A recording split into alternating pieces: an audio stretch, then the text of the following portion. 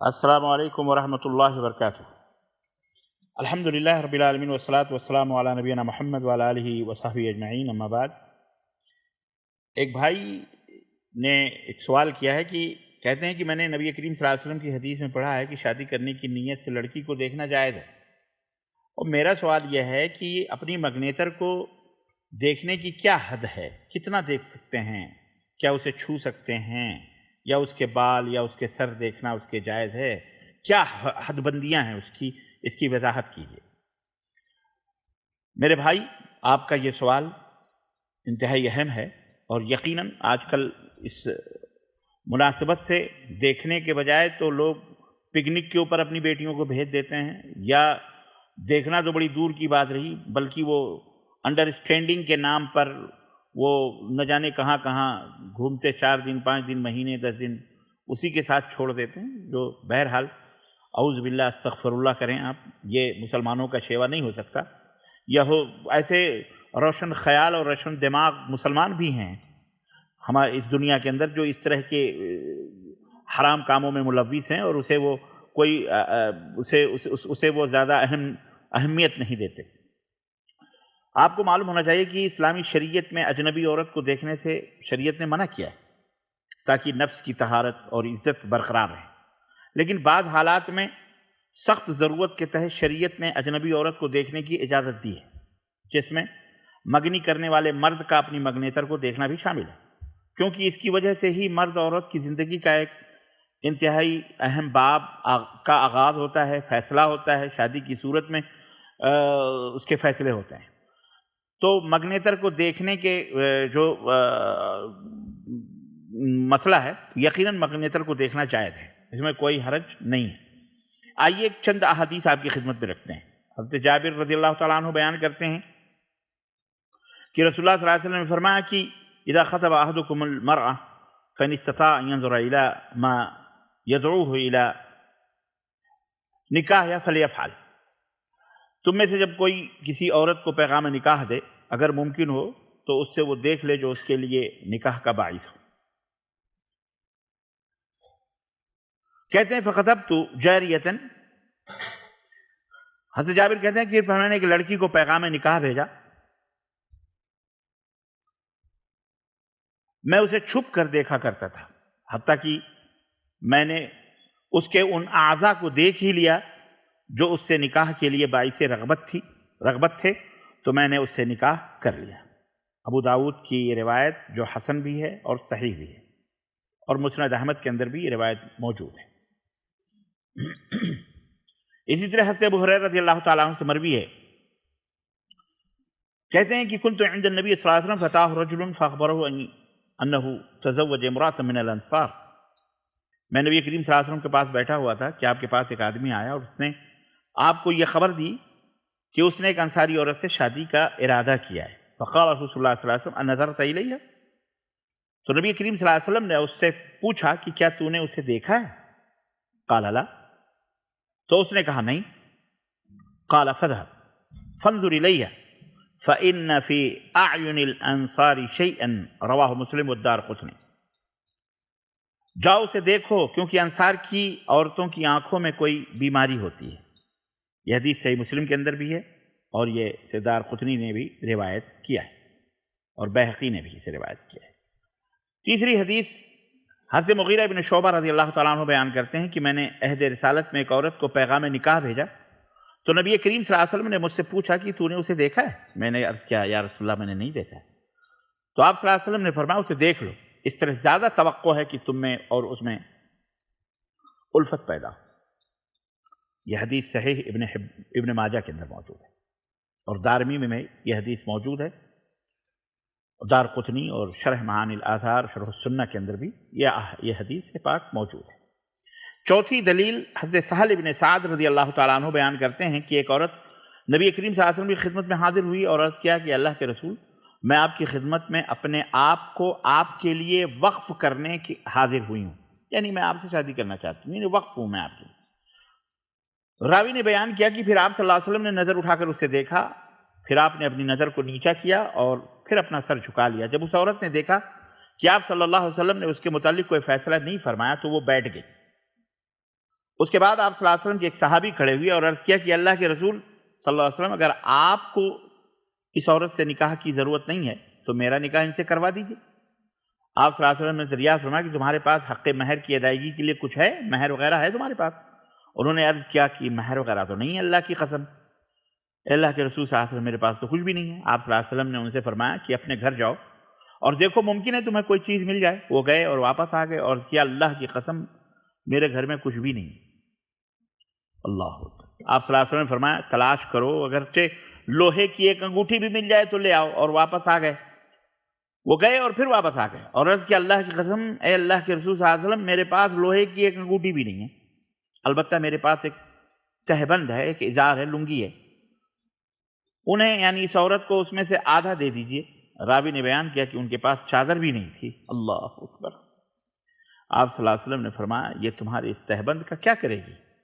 اگر تم اسے پہنو گے تو اس کے لیے اس میں سے کچھ نہیں بچے گا، اور اگر وہ پہن لے گی تو تمہارے لیے کچھ نہیں رہے گا۔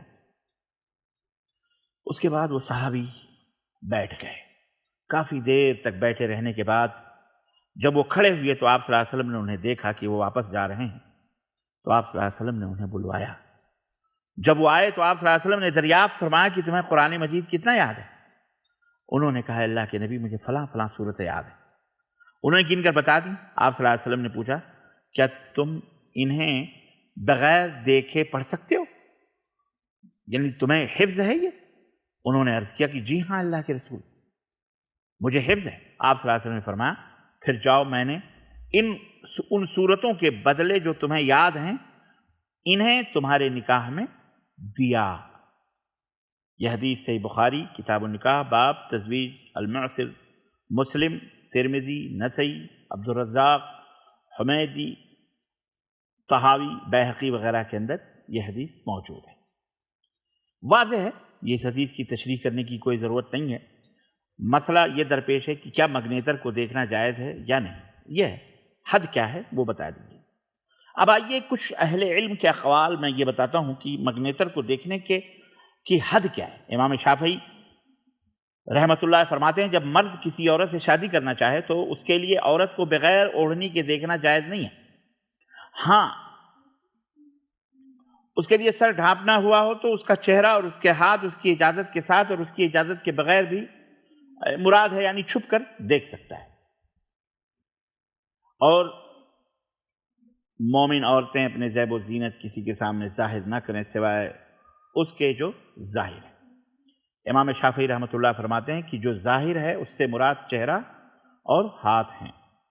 امام نووی رحمۃ اللہ کہتے ہیں جب کسی لڑکی سے نکاح کی رغبت ہو تو اسے دیکھنا مستحب ہے تاکہ بعد میں ندامت اور شرمندگی نہ اٹھانی پڑے۔ اور ایک روایت یہ بھی ہے کہ دیکھنا مستحب نہیں بلکہ صرف جائز ہے، اور حدیث کی روشنی میں ظاہر ہے کہ پہلی بات ہی صحیح ہے، یعنی جائز ہے۔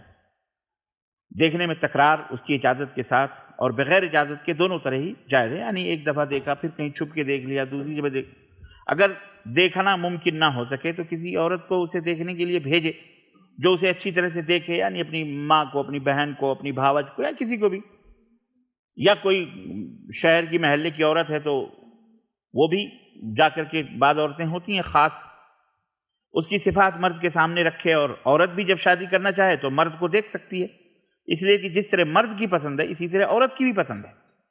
مرد عورت کا چہرہ اور ہتھیلیاں دونوں اطراف سے دیکھ سکتا ہے، اس کے علاوہ کچھ اور نہیں دیکھ سکتا۔ روضۃ الطالبین کے اندر یہ بات موجود ہے امام نووی رحمۃ اللہ علیہ کی۔ امام ابو حنیفہ رحمۃ اللہ علیہ نے دونوں پاؤں، ہتھیلیاں اور چہرہ دیکھنے کی اجازت دی ہے، بدایۃ المجتہد۔ امام ابن عابدین رحمۃ اللہ کہتے ہیں کہ چہرہ، ہتھیلیاں اور قدم دیکھنے مباح ہیں، اس سے تجاوز کرنا درست نہیں ہے۔ حاشیہ ابن عابدین کے اندر یہ بات موجود ہے۔ امام مالک رحمۃ اللہ علیہ سے مختلف روایات ہیں، ایک یہ ہے کہ صرف چہرہ اور ہتھیلیاں دیکھ سکتا ہے، اور دوسرے یہ ہے کہ صرف چہرہ، ہتھیلیاں اور بازو دیکھ سکتا ہے۔ اسی طرح امام احمد رحمۃ اللہ علیہ سے بھی مختلف روایات آئی ہیں۔ ایک روایت یہ ہے کہ ہاتھ اور چہرہ دیکھ سکتا ہے، اور دوسری یہ ہے کہ عام طور پر جو ظاہر ہو لڑکی عموماً عام طور پہ جو رہتی ہے وہ دیکھ سکتا ہے، مثلا گردن، پڈلیاں وغیرہ۔ واضح ہے کہ حنابلہ کی کتب میں متعدد روایت دوسری ہے. مزید تفصیل کے لیے آپ المغنی لابن قدامہ، تہذیب السنن ابن قیم، فتح الباری ابن حجر وغیرہ دیکھ سکتے ہیں. دوستو اور بھائیوں، بات لمبی ہو گئی. جو کچھ بھی ہم نے بیان کیا اس سے ظاہر ہوتا ہے کہ جمہور علماء کرام کے ہاں مگنیتر کا چہرہ اور اس کی ہاتھ، ہتھیلیاں، پیر دیکھنا مباح ہے، جائز ہے، اس لیے کہ چہرہ خوبصورتی اور جمال پر یا پھر بدصورتی پر دلالت کرتا ہے، اور ہتھیلیاں عورت کے بدن کے نرم، باریک یا موٹا ہونے پر دلالت کرتی ہیں. ابو الفرج مقدسی رحمۃ اللہ علیہ کہتے ہیں کہ اہل علم کے درمیان چہرہ دیکھنے میں کوئی اختلاف نہیں، کیونکہ چہرہ محاسن کو جمع کرنے والا اور دیکھنے کی جگہ ہے. اب رہا مسئلہ مگنیتر سے خلوت اور اسے چھونے کا حکم وغیرہ، تو امام زائلئی رحمۃ اللہ علیہ کہنا کہ مرد کے لیے اپنے مگنیتر کے چہرے اور ہتھیلیوں کو چھونا جائز نہیں ہے، اگرچہ شہوت کا خدشہ نہ بھی ہو. ایک تو یہ عمل حرام ہے اور پھر اس کی ضرورت بھی نہیں. اور رد المختار میں ہے کہ قاضی، گواہ اور مگنیتر کے لیے عورت کو چھونا جائز نہیں ہے، خواہ ان سب کو شہوت کا خدشہ نہ بھی ہو، کیونکہ اس کی ضرورت ہی نہیں. امام ابن قدامہ رحمۃ اللہ علیہ کہتے ہیں کہ مگنیتر سے خلوت کرنا، تنہائی میں بیٹھنا، یہ جائز نہیں ہے، کیونکہ یہ حرام ہے اور شریعت میں دیکھنے کے علاوہ کچھ بھی وارد نہیں ہے. اس لیے یہ عمل اپنی تحریم پر باقی رہے گا. اور یہ ممانعت اس لیے بھی ہے کہ خلوت کی وجہ سے حرام کام میں پڑنے کا خدشہ ہے، جبکہ نبی کریم صلی اللہ علیہ وسلم کا فرمان ہے کہ کوئی بھی مرد کسی عورت سے خلوت نہ کرے، کیونکہ اس میں تیسرا شیطان ہوگا. صحیح الجامع الصغیر، ترمذی کتاب الفتن، باب ما جاء فی لزوم الجماع، کتاب الرضا وغیرہ کے اندر یہ چیزیں حدیث موجود ہیں. اسی طرح مگنیتر کی طرف لذت اور شہوت کی نظر سے نہ دیکھے. امام احمد رحمۃ اللہ علیہ نے ایک روایت میں کہا کہ اس کا چہرہ دیکھے، لیکن اس میں بھی لذت کی نظر نہیں ہونی چاہیے. مرد کے لیے بار بار نظر اٹھا کر دیکھنا جائز ہے تاکہ اس کے محاسن میں غور کر سکے، کیونکہ اس کے بغیر مقصد حاصل ہی نہیں ہوگا. مزید برآں مگنی کرنے والے مرد کے لیے مگنیتر کو اس کی اجازت کے بغیر بھی دیکھنا جائز ہے. مثلا آپ کسی سے شادی کرنا چاہتے ہیں تو مگنیتر کی اجازت کے بغیر بھی اسے دیکھنا جائز ہے. احادیث صحیحہ اسی بات پر دلالت کرتی ہیں. حافظ ابن حجر رحمۃ اللہ فرماتے ہیں جمہور علماء کرام کا کہنا ہے کہ مگنیتر کو دیکھنا چاہے تو اسے کیا اجازت کے بغیر دیکھ سکتا ہے. علامہ ناصر الدین البانی رحمۃ اللہ نے بھی اسی موقف کی تائید کی ہے، سلسلہ الصحیحہ کے اندر. علامہ البانی رحمۃ اللہ علیہ ایک دوسری یہ لکھتے ہیں کہ حضرت انس ابن مالک رضی اللہ تعالیٰ عنہ بیان کرتے ہیں کہ نبی کریم صلی اللہ علیہ وسلم نے ایک عورت سے شادی کرنا چاہی تو ایک دوسری عورت کو اس عورت کے دیکھنے کے لیے بھیجا اور اسے کہا کہ اس عورت کے اگلے دانت سونگھنا اور اس کی ایڑیوں کے اوپر والے حصے کو دیکھنا. اس حدیث کو امام حاکم رحمۃ اللہ نے روایت کیا اور اسے صحیح کہنے کے بعد کہا ہے کہ یہ روایت مسلم کی شرط پر ہے. اور امام ذہبی رحمۃ اللہ علیہ نے بھی اس کی موافقت کی ہے. السلسلۃ الصحیحہ جلد نمبر 1 صفحہ نمبر 157. مستدرک حاکم بہقی کے اندر یہ روایت موجود ہے. مغنی المحتاج میں ہے. اس حدیث سے یہ ثابت ہوتا ہے اور یہ مسئلہ اخذ کیا جا سکتا ہے کہ عورت کو بھیجنے سے وہ فوائد حاصل ہو سکتے ہیں جو خود دیکھنے سے حاصل نہیں ہو سکتے، یعنی جو خود دیکھنے سے حاصل نہیں ہو سکتے.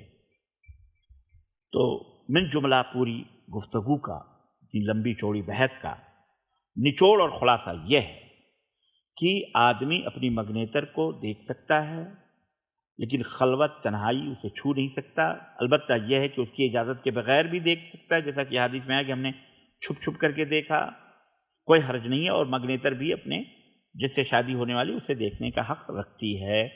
البتہ مگنیتر کو اپنے بننے والے شوہر کو دیکھنے کی کوئی ایسی حدیث موجود نہیں ہے.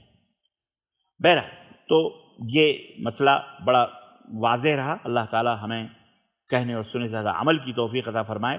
وصلی اللہ علی نبینا محمد وعلی آلہ وصحبہ اجمعین. والسلام علیکم ورحمۃ اللہ وبرکاتہ.